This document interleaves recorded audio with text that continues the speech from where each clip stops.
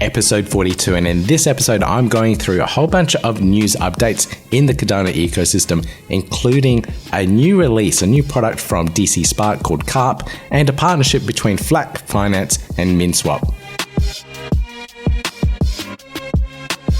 Hey everyone, and welcome to the Learn Cardano podcast, the podcast where I break down all the ins and outs of Cardano so that you know exactly what's going on in the Cardano ecosystem. Now, I did collate these articles over the last week, and these were the ones that stood out to me. You can also watch this on YouTube, where you can see me going through some of these articles as well. But let's get right into these news updates.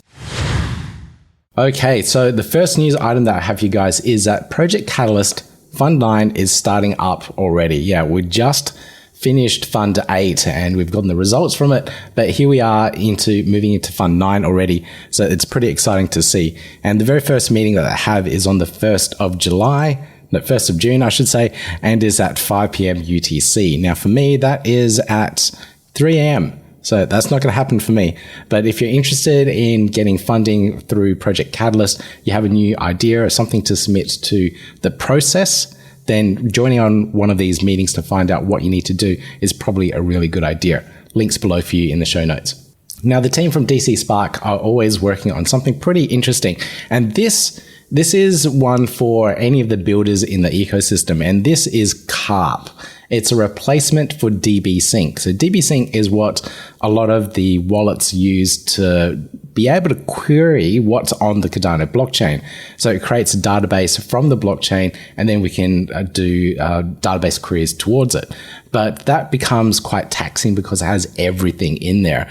Carp is a modular version of that, where you can just pull in data about stake pools or delegation or other bits and pieces that you really need, maybe just transactions, and just index those bits and pieces to make it a lot more optimized and a lot quicker to do those queries.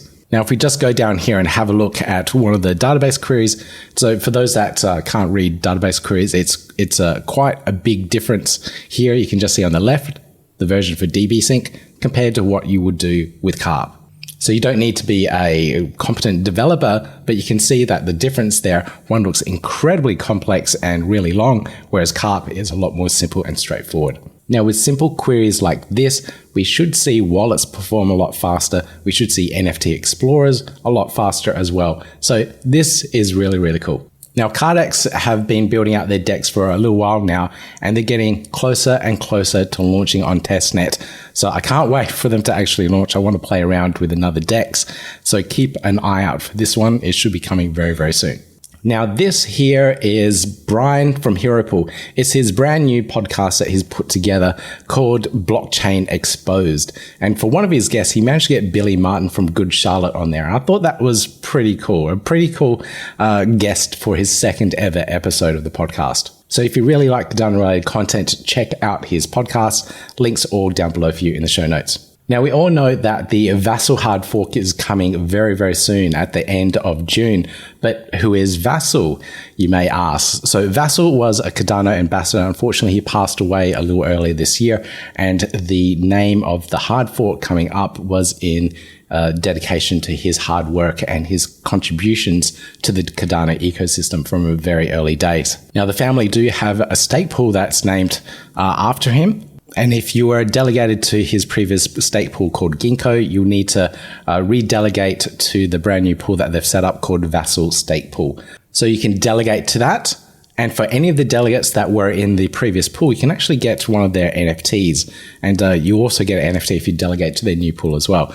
But this is what it looks like. I thought it was pretty nifty. It's pretty nice. I like the artwork and the colors.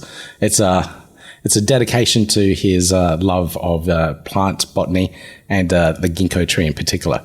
Now, this next update is from Jam on Bread. It's a brand new NFT marketplace, and this brand new feature that they're putting together, it used to be on cnft.io, but now you can make an offer on a particular NFT that's on a marketplace.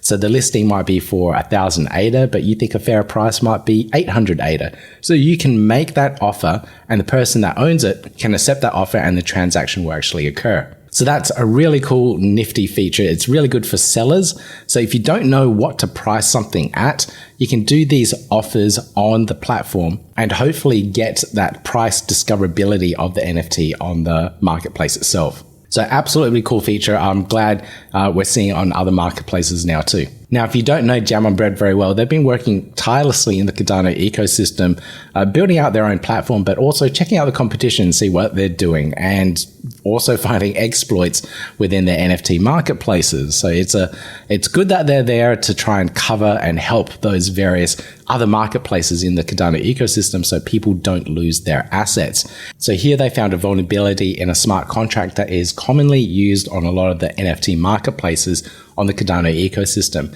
And this was back in November last year. Now, a lot of the NFT marketplaces had patched it as soon as they were made aware, which is absolutely fantastic. But some of the other ones didn't quite make it through that list. And if you want to find out more, you can actually read the blog post about what they did and how they handle these type of situations when they do find an exploit on a particular marketplace.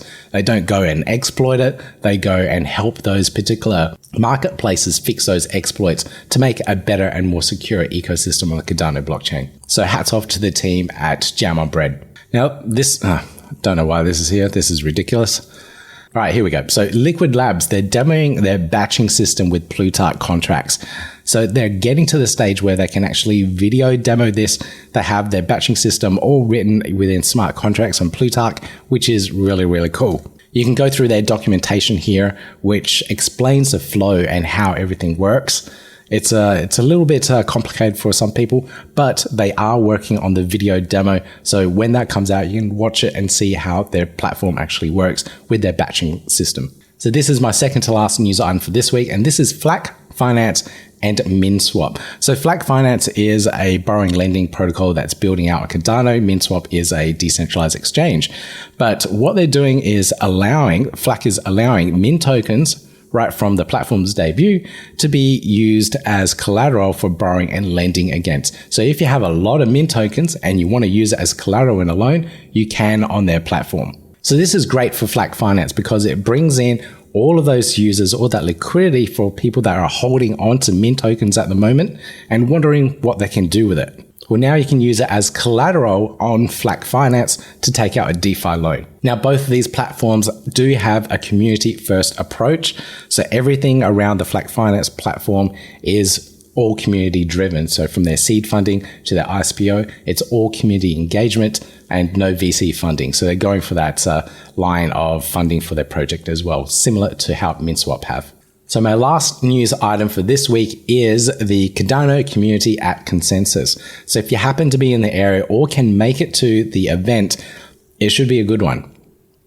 So far, they have 745 people RSVP'd for the event.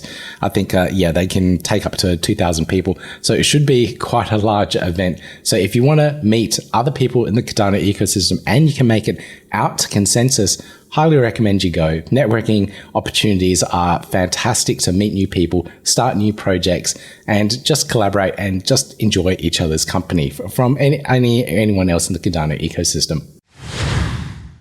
Now, that's it for me for this week for the Learn Cardano podcast. And if you really enjoyed it, please consider leaving a 5-star rating review anywhere you listen to your favorite podcasts.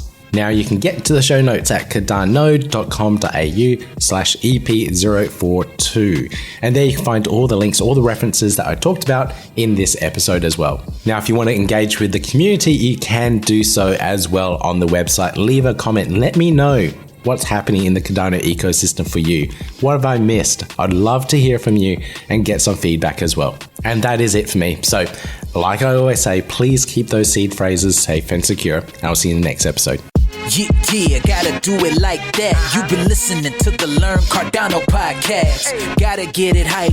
Crypto is what we like, but this is not investment or financial advice. Gotta do your research, cause it's risky. We know it is. This show is educational and it's informative. Crypto's the future, really, it ain't no debating. IOHK, Emmergo, we're not affiliated, not Cardano Foundation. We just gotta say it. A show that you can learn and it's for your entertainment. Yeah, you gotta check it. Don't wanna be missing that. You were tuned in to the Learn Cardano podcast. Yeah, giving insight. Ain't another show like this when it come to crypto. Invest at your own risk. Might not be for everyone, but who it is for, we keep giving you some info and plenty more. Hey, yeah, the Learn Cardano podcast. Hey, yeah, the Learn Cardano podcast. Thank you for tuning in. Keep it locked right here. Let's go.